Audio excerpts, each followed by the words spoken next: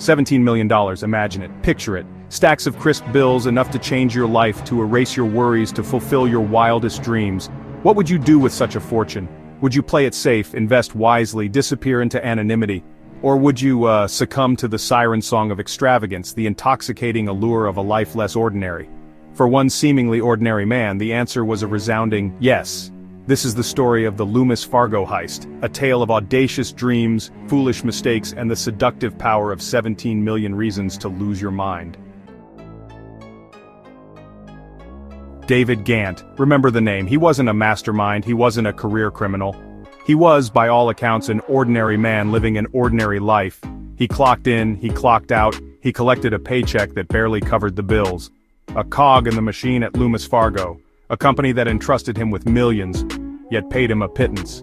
Enter Kelly Campbell, a former coworker with a penchant for trouble and a gaze that could melt asphalt.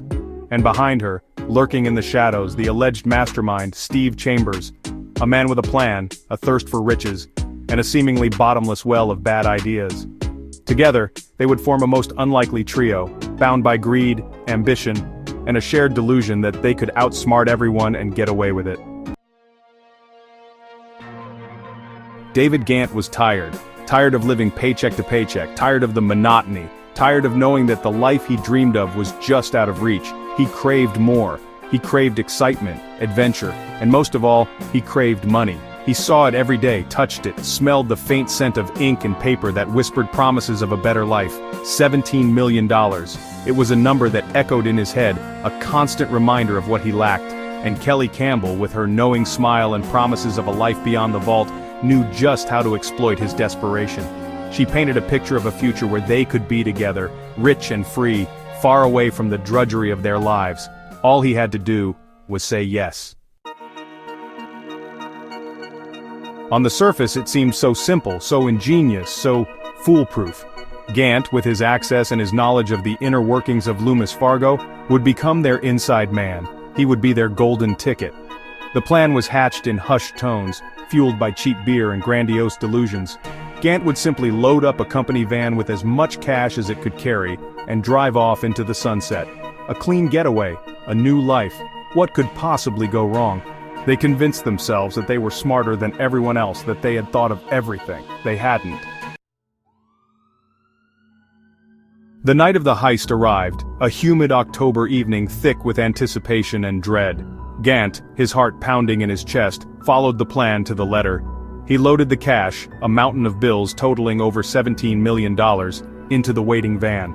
He was in over his head, but it was too late to turn back now. He drove, his knuckles white on the steering wheel, the weight of his actions settling upon him like a physical burden. He crossed the border into Mexico, leaving behind his old life, his family, his sanity, in pursuit of a dream that was already beginning to unravel. They say money can't buy happiness. It can, however, buy a whole lot of trouble, especially when you spend it like it's going out of style. The plan, so meticulous on paper, began to fall apart the moment Ghantt and Campbell started spending their ill-gotten gains. They lived large, indulging in every whim, every extravagance, every material desire they had ever harbored. A mansion here, a sports car there, a shopping spree that would make Marie Antoinette blush. They were like children in a candy store, except the candy was stolen and the shopkeeper was the FBI. Their ostentatious displays of wealth were as subtle as a fireworks display in a library, attracting unwanted attention from all the wrong people. Fear has a way of changing people. It can turn friends into foes, collaborators into liabilities. For Steve Chambers, the alleged mastermind watching his accomplices flaunt their newfound wealth from the sidelines, fear morphed into something far more sinister: panic. He worried that Ghantt, holed up in Mexico and living like a kingpin, would crack under pressure or worse, turn informant. Chambers, driven by paranoia and a chilling disregard for human life, hatched a plan to tie up loose ends. He hired a hitman, a decision as cold-blooded as it was stupid, to eliminate Ghantt, permanently silencing the man who held the keys to his freedom. But like most of Chambers' plans, it was poorly conceived and destined to fail. The FBI, they don't miss much, and they certainly don't miss $17 million disappearing from a heavily guarded vault. The investigation was swift and relentless, a methodical untangling of the tangled web the Loomis Fargo crew had woven.